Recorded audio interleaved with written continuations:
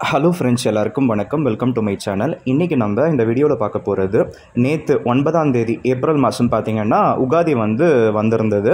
அதனால் பார்த்திங்கன்னா வீடெல்லாம் க்ளீன் பண்ணிவிட்டு நம்ம உகாதிக்கு ஒரு சிம்பிளாக ஒரு பூஜை பண்ணலான்னு சொல்லிட்டு நான் முடிவுக்கு வந்திருந்தேன். அதனால் பார்த்திங்கன்னா இந்த வீடு க்ளீன் பண்ணுறதுக்கே பார்த்திங்கன்னா 2-3 ஹவர்ஸ் ஆகிடுது. அது பத்தாதுன்னு சொல்லிட்டு சிசிடிவி கேமரா இன்வெர்டர்லாம் வேறு ப்ரொவைட் பண்ணியிருந்தேன். அதனால் அந்த கார் பார்க் ஏரியாவில் பார்த்திங்கன்னா நிறையவே மாற்ற வேண்டியதாக இருந்தது. அதெல்லாமே மாற்றிட்டு உகாதி அன்றைக்கி பார்த்தீங்கன்னா வெளியில் செடிங்களுக்கெல்லாம் தண்ணி ஊற்ற முடிச்சதுக்கப்புறம் பார்த்தீங்கன்னா அந்த தரை இருக்குது இல்லையா, அந்த தரை கூட பார்த்தீங்கன்னா 12,000 ரூபாய் செலவு பண்ணி அந்த கார்டனும் இதுவும் நான் செஞ்சுருந்தேன். ஆனால் அந்த லேபர்ஸ் கரெக்டாக அமையாததுனால, அவங்க செஞ்ச வேலை நல்லா இல்லாததுனால நான் ரொம்ப கஷ்டப்பட்டு அது இந்த அளவுக்கு நான் இப்போ நான் மெயின்டைன் பண்ணிக்கிட்டு வரேன். அங்கே நல்லா கழுவிட்டு நான் அங்கே கோலம் போட ஆரம்பித்தேன். ஸோ இன்றைக்கி பார்த்தீங்கன்னா ஐஸ்வர்ய கோலம் போடலான்னு சொல்லிட்டு நான் அதை நான் போட்டிருந்தேன். நல்லாவே வந்திருந்தது. ஸோ நீங்கள் இமேஜில் பார்த்துருப்பீங்க. அதுக்கப்புறம் செடி இருக்குது இல்லையா, அதில் பட் ரோஸ் செடி நான் வச்சுருந்தேன். அதில் பார்த்தீங்கன்னா நிறையவே ரோசஸ் பூக்குது. அதனால் பார்த்தீங்கன்னா பூ வெளியில் வாங்காமல் அந்த ரோஸையே பார்த்தீங்கன்னா நான் எடுத்து நான் சாமிக்கு வச்சுருந்தேன். ஸோ நம்ம வீட்டு வாசலில் நமக்கு பார்த்தீங்கன்னா விளைஞ்ச பூக்களை நம்ம பறித்து நம்ம சாமிக்கு வைக்கிறதும் ஒரு சந்தோஷம்தான். அது மட்டும் இல்லாமல் உகாதின்றது பார்த்தீங்கன்னா தெலுங்கு வருட பிறப்பு. அன்றைக்கி காலையில் பார்த்தீங்கன்னா உகாதி பச்சடின்னு சொல்லிட்டு சாப்பிடுவாங்க. அதில் பார்த்தீங்கன்னா 5 விதமான டேஸ்ட்டு கலப்பாங்க. கசப்பு, இனிப்பு, துவர்ப்பு, இந்த மாதிரியெல்லாம். அதனால் பார்த்தீங்கன்னா அந்த கசப்புக்காக இந்த வேப்பில் அந்த மேலே லேசாக வளர்ந்துருக்கும் பார்த்தீங்களா, அந்த வேப்பில் நம்ம சாப்பிடணும். அந்த கசப்போடு சேர்த்து நம்ம இனிப்பும் சாப்பிட்டா நமக்கு நல்லது. அதனால் எங்கள் வீட்டு அந்த கார்டன்லேயே பார்த்தீங்கன்னா அந்த ஏரியாவில் ஒரு வேப்ப மரமும் பார்த்தீங்கன்னா வளர்ந்துக்கிட்டு இருக்குது. அதில் பார்த்தீங்கன்னா அந்த வேப்ப சிகுருன்னு சொல்லுவாங்க, அது பார்த்தீங்கன்னா இருந்தது. அதை கிள்ளி அதையுமே சாப்பிட்டு சக்கரை வாயில் போட்டு அதுக்கப்புறம் தான் நாளே தொடங்கணும். அந்த மாதிரி தான் நான் நாள் தொடங்கியிருந்தேன். அதுக்கப்புறம் சிம்பிளாக பூஜையும் பண்ணியிருந்தேன். கூடவே பார்த்தீங்கன்னா துளசி செடியும் க்ரோ ஆகிருந்தது. துளசி நாங்கள் வைக்கிறதே கிடையாது. அது எங்கேருந்து தான் முளைக்குதுன்னு தெரியல. அங்கங்கே துளசி செடி நிறையவே ஃபார்ம் ஆகிடுது. ஸோ அந்த துளசியும் பார்த்தீங்கன்னா ஒரு 4-5 கட் பண்ணி அதுவுமே கழுவிட்டு காலையில் சாப்பிட்றப்ப அதையுமே சேர்த்து நான் சாப்பிட்டேன். இதெல்லாமே பார்த்தீங்கன்னா ரெகுலராக சாப்பிட்டு நம்ம உடம்புக்கு நல்லது தான் சொல்லுவாங்க. அதனால் அதை நம்ம யாரும் ஃபாலோ பண்ணுறதில்ல. அட்லீஸ்ட் இந்த மாதிரியான ஒரு நல்ல அக்கேஷனில் நம்ம அதை சாப்பிட்டா நமக்கு உடம்புக்கு நல்லது தான் இல்லையா. அதனால் நான் அதை இங்கே மென்ஷன் பண்ணுறேன். ஸோ ஃப்ளிப்கார்ட்டில் பார்த்தீங்கன்னா இந்த ப்ளூ கலர் இந்த ஷார்ட் குர்தா நான் வாங்கியிருந்தேன். அது ரொம்ப டைட்டாக இருக்குது. இப்போ ஜஸ்ட் ஒரு 1 இயர்க்குள்ளே போடுற மாதிரி தான் இருக்குது. அதனால் ஒரு சைஸ் எக்ஸ்ட்ராவாக வாங்கினா ஒரு 4 வருஷம் 5 வருஷம் கூட நம்ம போட்டுக்கலாம். நான் ஆல்ரெடி வச்சுருக்க குர்தாலாம் பார்த்தீங்கன்னா ஒரு 4 இயர்ஸ் 5 இயர்ஸ் நான் யூஸ் பண்ணிக்கிட்டு தான் இருக்கேன். அதனால் ரொம்ப டைட்டாக வாங்கினாலும் நமக்கு அந்த ட்ரெஸ் வீணாக தான் போகும். அதனால் அதையுமே நான் இங்கே சொல்கிறேன். ஸோ அந்த குர்தா நான் போட்டிருந்தேன். ஸோ போட்டதுக்கப்புறம் பார்த்தீங்கன்னா வேட்டி கட்டலான்னு சொல்லிட்டு ரொம்ப சிம்பிள், அந்த ரேஷன் கடையில் ஃப்ரீயாக கொடுப்பாங்கல்ல, அந்த வேட்டி நிறையவே இருக்குது. அதில் ஒன்று பார்த்தீங்கன்னா ஓரம் அடிச்சிருந்தாங்க. அதாவது ஓரம் அந்த நூலாக வராமல் அதை கட் பண்ணி அதை ஸ்டிச் பண்ணி வச்சுருந்தாங்க. அதனால் அந்த வேட்டி நான் எடுத்து கட்டியிருந்தேன். ஸோ அதில் இந்த கீபாஸ் கட்டி பார்க்கலான்னு சொல்லிட்டு நான் ட்ரை பண்ணேன். ஸோ இந்த ஷார்ட்ஸ்லலாம் நிறைய பேர் அந்த மாதிரி எப்படி கட்டுறதெல்லாம் சொல்லியிருந்தாங்க. அது டிஃப்ரெண்ட்டாக கட்டுறாங்க. அதாவது அது பிராமின்ஸ் கம்யூனிட்டியில் நிறையவே கட்டுவாங்கன்னு நினைக்கிறேன். பஞ்சகஜம் நினைக்கிறேன் அது பேர். அது தெலுங்கில் கீபாஸ்ன்னு சொல்லுவாங்க. அது நான் ரொம்ப சிம்பிளாக ட்ரை பண்ணியிருந்தேன். நல்லாவே வந்திருந்தது. 2 நிமிஷம் வேலை தாங்க. அது ரொம்ப கஷ்டமாக இருக்குமோன்னு நினச்சேன். ரொம்ப சிம்பிளாக தான் நான் கட்டியிருந்தேன். ஸோ அதனால் அது எங்கள் அம்மா கிட்ட போய் காமிச்சிட்டு ஒரு ஃபோட்டோ எடுமான்னு சொல்லி கெஞ்சி கேட்டால் அவங்க என்னவோ என்னால் முடியாதுடான்னு சொல்லிட்டு ரொம்பவே தண்ணி காட்டினாங்க. இந்த மாதிரி ஒரு சின்ன சின்ன விஷயம் கூட பார்த்திங்கன்னா ஒருத்தர் எதிர்பார்த்தா நமக்கு எவ்வளோ அசிங்கமாக இருக்குது பாருங்கள். இவங்ககிட்ட நம்ம என்ன சொத்தாக எழுதி கேட்டோம், அவங்கக்கிட்ட ஒன்றுமே கிடையாது. ஒன்றுமே இல்லை. ஒரு சின்ன சின்ன விஷயம் கூட அவங்கக்கிட்ட கேட்குறப்ப அவங்க ரொம்பவே நமக்கு ஹர்ட் பண்ணுறாங்க. அதாவது இன்றைக்கி 10ஆம் தேதி, அதாவது அப்பளம் சுடுறதா வேணாவான்னு சொல்லிட்டு இருந்தாங்க. நீயே சுட்டுக்கோடான்னு சொல்லிட்டு சொன்னாங்க. நான் சுட்டுக்கலை. நான் உட்காந்து சாப்பிட்டுட்டு இருக்கேன். கரெக்டாக சாப்பிட்டு முடிச்சதுக்கப்புறம் பார்த்தீங்கன்னா அப்பளம் சுட்டுறதுக்கு அவங்களா வராங்க. அப்பளம் சுட்டுட்டு நல்லா சாப்பிட்டு முடிச்சதுக்கப்புறம் பார்த்தீங்கன்னா நல்லா தீஞ்சு போன அப்பளத்தை என்கிட்ட கொண்டு வைக்கிறாங்க. எப்படியாப்பட்டவங்களா இருப்பாங்க பாருங்கள். நான் காசு போட்டு வாங்கின அப்பளத்தை என்னையே சுட்டுக்க சொன்னாங்க. நான் சுட்டுக்கலை. அது பார்த்தீங்கன்னா சுட்டு கொடுக்கறது நல்லா சாப்பிட்றதுக்கு உட்காரத்துக்கு முன்னாடி சுட்டு கொடுக்கணும், அப்படியும் கிடையாது. சாப்பிட்டு கை கழுவுற நேரத்தில் சுட ஆரம்பிக்கிறாங்க. அப்படி சுட்டதுக்கப்புறம் கூட பார்த்தீங்கன்னா சரி மறுபடியும் வச்சுக்கிட்டு சாப்பிடலாமே, அப்பளம் சுட்டுருப்பாங்கன்னு சொல்லிட்டு நான் உட்காந்தா அதில் தீஞ்சு போன அப்பளம் 3 கொண்டு என்கிட்ட வைக்கிறாங்க. எவ்வளோ நல்லவங்களா இருக்காங்க பார்த்துக்கோங்க. நான் காசு போட்டு வாங்கிட்டு வந்த அப்பளத்தை அவங்க சுட்டு எனக்கு இந்த மாதிரி தீஞ்சு போன அப்பளத்தை கொடுக்குறாங்க. இவ்வளோ நல்ல அம்மா வந்து யாருக்கும் கிடைக்க மாட்டாங்க, கிடைக்கவும் கூடாது. அவங்களால இப்போல்லாம் வந்து முடிய மாட்டேங்குது, அவங்களுக்கு உடம்பும் வந்து சரியில்லை. ஆனால் பெட் ரிடனாக ஆகிடக்கூடாதுன்னு சொல்லிட்டு தான் அவங்கள ஒரு சில வேலையை வந்து நான் செய்ய வைக்கிறேன். உங்களால் முடிஞ்சது சிம்பிளாக வந்து சமைங்கம்மா அப்படின்னு சொல்லிட்டு அவங்க சமைக்கிறது தான் நான் சாப்பிட்டுக்கிட்டு இருக்கேன். எப்பயாவது ரேர் 90% அவங்க சமைக்கிறாங்க, 10% வந்து நான் சமைச்சிக்கிட்டு இருக்கேன். இந்த மாதிரி அட்ஜஸ்ட் பண்ணி தான் வாழ்ந்துக்கிட்டு இருக்கேன். சரியா? அப்படி இருக்கப்ப ஃபுல் அண்ட் ஃபுல் அவங்கள வந்து ஹோல்ட் பண்ணிவிட்டு நானே சமைச்சு போட்டு கூட அவங்க சாப்பிட்லாம். ஆனால் அவங்களுக்கு உடம்பு கெட்டு போயிடும். அதனால் அந்த ஒரு நல்ல எண்ணத்தோடு தான் நான் இந்த மாதிரியெல்லாம் நான் செஞ்சுக்கிட்டு இருக்கேன். ஆனால் ஒன்றுங்க, இவ்வளவு கஷ்டப்பட்டு இவ்வளோ லட்சம் போட்டு ஒரு பைசா கூட யாரையுமே எதிர்பார்க்காம தன்னந்தனியாக வந்து சாதிச்சு இப்போ வந்து நான் இந்த வீட்டில் நிம்மதியாக இருக்கேனான்னா கண்டிப்பாக நான் நிம்மதியாக இல்லை. நான் எந்த ஜென்மத்தில் செஞ்ச பாவமோ எனக்கு இந்த ஜென்மத்தில் தாக்குதா, இல்லைனா இந்த ஜென்மத்தில் மற்றவங்களாம் என்ன வரம் வாங்கிட்டு வந்தாங்கன்னு தெரியல, நான் என்ன சாபம் வாங்கிட்டு வந்தேன்னு தெரியல. இது எல்லாமே பார்த்திங்கன்னா ரொம்ப ஸ்டூப்பிட் பிலீஃபாக இருக்குது. ஆனால் நம்மளை சுற்றி முற்றி இருக்கவங்க வந்து நல்லா இல்லைன்னா நம்ம நல்லா இருக்க முடியாது. மனசு வந்து நோகடிச்சிக்கிட்டே இருந்தால் கண்டிப்பாக ஒன்றையுமே சாதிக்க முடியாது. ஆனால் என் வாழ்நாள் முழுக்க அப்படி மனசு நோகடிக்கிற ஜனங்களோட தான் நான் வாழ்ந்துக்கிட்டு இருக்கேன். அதுக்கு நடுவில் தான் நான் ஏகப்பட்டது சாதிச்சிருக்கேன். மற்றவங்களுக்கெல்லாம் பார்த்திங்கன்னா எந்த மனக்கசப்பும் இருக்காது, எல்லா பக்கமும் சப்போர்ட்ஸ் இருக்கும். அந்த மாதிரி இருக்கப்போ கூட பார்த்தீங்கன்னா அவங்கெல்லாம் ஒன்றுமே சாதிக்காமல் தண்டத்துக்கு வந்து சுற்றிக்கிட்டு தெரிவாங்க.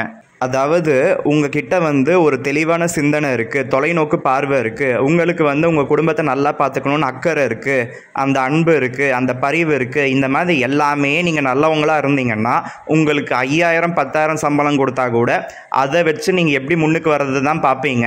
ஆனால் ஒரு சிலர் வந்து லட்சங்கள் சம்பாதிக்கிறப்ப கூட பார்த்தீங்கன்னா அவங்களால ஒன்றுத்தையுமே சாதிக்க முடியலன்னா அவங்களோட அந்த மென்டல் ஹெல்த்து சரியில்லை. அவங்க வேறு எதுலேயோ வந்து கொட்டை விடுறாங்க. அவங்கள வந்து யாரும் பேச மாட்டாங்க. அந்த மாதிரி ஆளுங்க மிஞ்சி போனால் என்ன மாதிரியான நல்லவங்களை வந்து தாக்குவாங்க, அவ்வளோதானே தவிர எல்லாருக்குமே எல்லாம் கிடைச்சா கூட பார்த்திங்கன்னா அவங்களோட மென்டல் ஹெல்த்து நல்லா இருக்க மாட்டேங்குது. எனக்கு இவ்வளோ கஷ்டத்தை கொடுத்துக்கிட்டே இருக்காங்க, தினமும் வந்து என்னை வந்து இவ்வளோ டார்ச்சர் பண்ணுறாங்க. இது எல்லாத்தையும் தாண்டி என்னுடைய மென்டல் ஹெல்த்தை நான் நல்லா மெயின்டைன் பண்ணிக்கிட்டு இருக்கேன்னா அதுவே பெரிய விஷயமா இருக்குது. ஸோ உகாதி அன்றைக்கி பார்த்திங்கன்னா ஒரு ஸ்வீட்டு செய்யணும்னு சொல்லிட்டு கேசரி வந்து செஞ்சுருந்தாங்க. டேஸ்ட் வைஸ் நல்லாவே இருந்தது, நல்லாவே சாப்பிட்டு இருந்தேன். ஸோ அதுக்கப்புறம் பார்த்திங்கன்னா ஈவினிங் வந்து கோயிலுக்கு போயிட்டு வரலான்னு சொல்லிட்டு நான் வந்து அந்த குர்தா அந்த வேட்டியோடவே நான் கோயிலுக்கு போயிருந்தேன். அந்த ஃப்ளிப்கார்ட்டில் அந்த பேக் வாங்கியிருந்தேன் பார்த்தீங்களா, அது இப்போ நல்லாவே வந்து யூஸ் பண்ண முடிஞ்சது. ஏன்னா அந்த குர்தாவில் வந்து பேக்கெட்டே இல்லை. பேக்கெட் இல்லைனா வேஸ்ட்டு. எனக்கு பேக்கெட்டில் கர்ச்சீஃபு எல்லாத்தையும் வச்சு பழக்கமாகி போச்சு. இப்போ பேக்கெட் இல்லாமல் ஏதாவது போட்டாலே கடுப்பாக இருக்குது. அந்த மாதிரி நேரத்தில் இந்த சைட் பேக் வந்து யூஸ் பண்ணலாம். ஸோ எல்லாமே அஃபோர்டபுள் ரேட்டில் தான் வாங்கியிருந்தேன், நல்லாவே இருந்தது. ஸோ இந்த பாண்டரங்கன் கோயில் கூட நல்லா தான் இருக்கும். அதனால் அந்த கோயிலுக்கு வந்து நான் போயிட்டு வந்திருந்தேன்.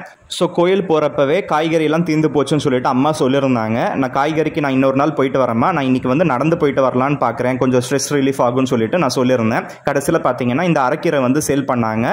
அவங்க கயனியில் வந்து விலை வச்சதாமா. ஸோ நல்லா ஃப்ரெஷ்ஷாக வந்து இருந்தது. ஜஸ்ட் 10 ரூபா தான். நான் அதை வாங்கிட்டு வந்து கொடுத்துருந்தேன். அதை வச்சு தான் இன்றைக்கி வந்து கீரைக்கு அந்த கூட்டு மாதிரி செஞ்சுருந்தாங்க. ஓவராக புளிப்பாக இருந்தது. எனக்கு புளிப்பு அதிகமாக இருந்தாலே எனக்கு சாப்பிட தோணாது.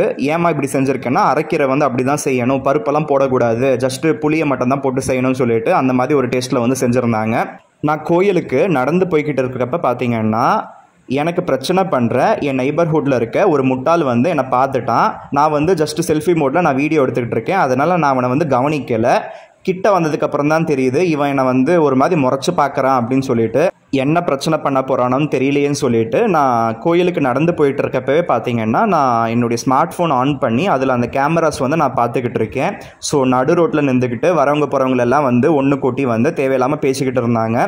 ஸோ நான் திரும்பி வர வரையும் பார்த்தீங்கன்னா அவங்க நடு ரோட்லேயே தான் இருந்தாங்க. நான் திரும்பி வந்துக்கிட்டு இருக்கேன். என்கிட்ட தேவையில்லாமல் வந்து பிரச்சனை பண்ணி ஒரு 1.5 மணி நேரம் வந்து வாய்க்கு வந்ததெல்லாம் பேசுகிறாங்க, என்னை மிரட்டுறாங்க. அதாவது என் கேமரா முன்னாடியே என்னை வந்து மிரட்டிக்கிட்டு இருக்காங்க. எப்படியாப்பட்ட ஒரு நெய்பர்ஹுட்டில் நான் இருக்கேன் பாருங்கள், எவ்வளோ பெரிய வந்து வரம் எனக்கு கொடுத்துருக்காங்க கடவுள். அந்த 1.5 மணி நேரத்தில் ஏகப்பட்டதை பேசினான் அவன். அதில் வந்து ஒன்று சொல்கிறான், எங்கள் அப்பனை வந்து செத்ததுக்கப்புறம் எங்கே புதைச்சோன்னு எனக்கு தெரியும்டா, உங்கள் அப்பன் எங்கே இருக்கான் காட்டு பார்ப்போம், உங்கள் அப்பன் பேர் உனக்கு தெரியுமா, நீ ஒரு அப்பனுக்கு பிறந்தியான்னு என்னை டைரெக்டாகவே கேட்குறான். எப்படியாப்பட்ட ஒரு மனுஷனாக இருப்பான். மனுஷனாக இருந்தால் ஒரு நல்ல ரத்தம் ஓடுறவனாக இருந்தால் இந்த மாதிரி அடுத்தவனை வந்து மூஞ்சுக்கு நேராக வந்து எவனும் கேள்வி கேட்க மாட்டான். இதில் வேற நம்ம யூடியூப் சேனலை வந்து அவர் பார்ப்பாராமா, அதில் ஏகப்பட்ட வீடியோஸ் பார்த்துருக்காராமா. அப்போ அதெல்லாம் பார்த்ததுக்கப்புறம் கூட நான் எப்படியாப்பட்டவன் புரிஞ்சுக்காமல் போயிட்டார் பார்த்தீங்களா? அதுதான் எனக்கு வருத்தத்தை கொடுக்குது. அதில் எங்கள் அப்பாவை பற்றி தான் போட்டிருக்கேன். அட்லீஸ்ட் எங்கள் அப்பாவை வந்து பேன் கார்டில், ஆதார் கார்டில், கடைசி அந்த யூடியூப்பில் போட்டுக்கிட்டா கூட என்னைக்காவது ஃபேமஸ் ஆனால் கண்டிப்பாக அப்பா எங்கேயாவது உயிரோடு இருந்தால் திரும்பி வருவாருன்னு ஒரு நல்ல எண்ணத்தோடு தான் நான் போட்டேன். இன்றைக்கி ரோட்டில் போகிற வரவன் எவனோ வந்து நம்மளை இவ்வளோ பேச்சு பேசிட்டு போகிறான். நம்ம அதெல்லாம் காதில் வாங்கிக்கிட்டு நம்ம வந்து இங்கே உட்கார வேண்டியதாக இருக்குது. இவ்வளோ ஒரு கஷ்டமான ஒரு சூழ்நிலை கடவுள் எதுக்கு தான் எனக்கு கொடுத்தான்னு தெரியல. கடைசியில் என்னை மிரட்டி அனுப்புகிறாங்க. அவங்கெல்லாம் வந்து இங்கேருந்து காலி பண்ணிட்டு போக மாட்டாங்களாமா. இங்கே வந்து கூட்டணி வந்து நல்லா அமைஞ்சு போச்சு. ஸோ கூட்டணி நல்லா அமைஞ்சப்போ வந்து எவனாவது போவானா? கண்டிப்பாக போக மாட்டான். உன்னால் முடிஞ்சால் இரு, இல்லைனா வந்து போயிடுன்ற மாதிரி நம்மளை மிரட்டி அனுப்புகிறானுங்க. எப்படியாப்பட்ட ஒரு சமூகத்துக்கு நடுவில் நம்ம வாழ்கிறோன்றது நீங்கள் புரிஞ்சுக்கோங்க. ஸோ இந்த மாதிரியான ஆளுங்களெல்லாம் வந்து வாழ்க்கை பூரா பார்த்துக்கிட்டு இருக்கேன். இந்த மாதிரியான ஆளுங்களை நான் பார்க்குறப்பெல்லாம் எனக்கு என்ன தோணுன்னா, அரசன் அன்றே கொல்வான், தெய்வம் நின்று கொல்லும் அப்படின்னு சொல்லுவாங்க. அதாவது தெய்வம் வந்து பார்த்திங்கன்னா எல்லாரையும் நல்லா வந்து ஆட விட்டு கடைசியாக ஒரு நாள் வந்து அடக்கும். அந்த மாதிரி தெய்வம் எங்கேயாவது இருந்தேன்னா தயவு செஞ்சு எனக்கு கஷ்டப்படுத்துகிற உள்ளங்களெல்லாம் பார்த்திங்கன்னா நல்ல உள்ளமாக மாற்று, இல்லைனா வந்து அவங்களுக்கான தண்டனையை கொடுத்தா தான் அவங்களாம் அடங்குவாங்க. எவ்வளோ தான் பாவம் செஞ்சாலும் நம்ம நல்லா தானே இருக்கும், மேலே மேலே பாவம் செஞ்சுக்கிட்டே இருக்கலாம், அப்போ தான் நமக்கு வந்து காசு சேரும்னு சொல்லிட்டு அவங்க இருக்காங்களான்னு தெரியல. ஸோ வாழ்நாள் முழுக்க பார்த்திங்கன்னா நான் யார் வம்புக்கும் எப்பயும் வந்து தேவையில்லாமல் போக மாட்டேன். எவ்வளவோ வந்து அட்ஜஸ்ட் பண்ணி பார்ப்பேன். அவங்கள சேஞ்ச் பண்ண ட்ரை பண்ணுவேன். அவங்க சேஞ்ச் ஆக மாட்டாங்க. மோஸ்ட்லி நான் வந்து அந்த ஏரியாவிலேருந்து நான் வந்து ரிமூவ் ஆகிப்பேன். இந்த மாதிரி தான் வந்து பார்த்திங்கன்னா அந்த ஒண்டு குடுத்தனத்தில் இருந்த பவியும் ஆச்சு. அங்கேருந்து காலி பண்ணி மேலே வந்து 2 BHK ஃப்ளாட்டுக்கு வந்து போனேன். அது இம்ப்ரூவ்மெண்ட்டு தான். அந்த இடத்துலேயே உட்காந்துக்கிட்டு இருந்தால் நமக்கு வந்து பிரச்சனை தான். ஆனால் இப்போ கடைசியாக பார்த்தீங்கன்னா இங்கே வந்து மாட்டிக்கிட்டேன். சொந்த வீடுன்னு அமைச்சிக்கிட்டது வந்து ரொம்பவும் தப்பாக போச்சு. ஒரு விதத்தில் இது வந்து என்னுடைய ஃபேமிலிக்கு வந்து சேஃப்கார்ட் பண்ணிட்டேனே தவிர எனக்கு வந்து இது பெரிதும் வந்து குறைச்சலாக இருக்குது. எனக்குன்னு ஃபேமிலி எங்கே இருக்குது? நீ ஒரு அனாதை பையன், நீ ஒரு மூதேவி பையன் சொல்லிட்டு மூஞ்சுக்கு நேராக பேசுகிறாங்க. எவ்வளவெல்லாம் கஷ்டத்தை கொடுக்குறான் பாருங்களேன். எனக்குன்னு கல்யாண குழந்தைன்னு இருந்தால் எந்த நாயும் என்னை வந்து சீண்டாது. நானும் எவனையும் பற்றி பேச தேவையில்லை.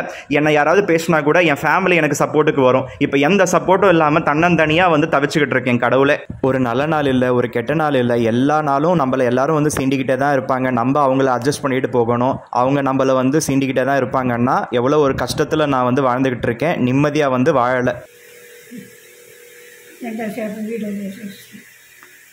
ದಯచేసి ಸಸಿ ಅವರು ಕೂಡ